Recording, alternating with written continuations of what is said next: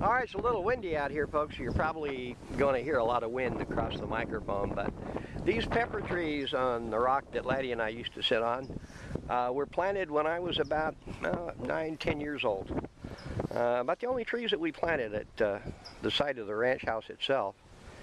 Looking as we pan across here, and we talked about catching dinner, that little grass area that you see down there now that is not green anymore, it's gone into amber. And if you looked at the hills around the ranch here, you'd see hundreds of acres of almost that, except that it was either wheat or barley. And you hear about the amber waves of grain in America's Beautiful. Well, that's what we were surrounded by. And when the winds came up, it looked like an ocean of gold in the summertime and green in the fall.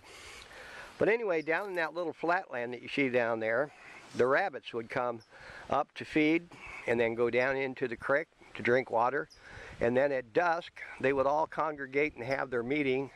I don't think any of them were going to AA. Maybe it was RA, Rabbit Anonymous. And that made it pretty easy to catch dinner. And good old Laddie was a lot better at it than me, but he'd run down, fetch them, bring them up, and then we'd go over a little further in the canyon where we're going to take a trip in a minute, and we'd build our campfire and cook dinner. The palm tree that you see over here and the 2 eucalyptus trees weren't here when I was a kid. Over here on the other side of this big rock, which was another favorite spot to sit with my dog, you'll see a eucalyptus tree that's a youngster.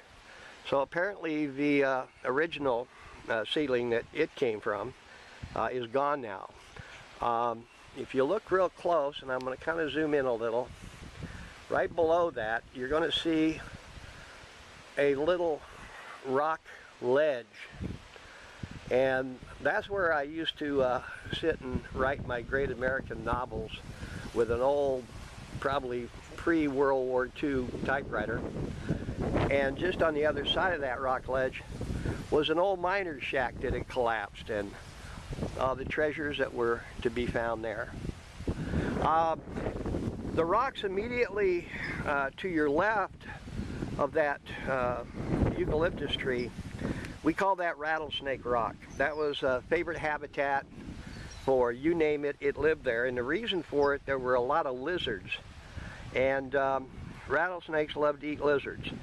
So anytime you'd walk anywhere near there, it sounded like a baby rattle convention. It was a fun place to go, and I used to get in trouble for bringing them home and wanting to turn them into pets. My Uncle Harold didn't mind that at all. My Aunt Nettie, not so much.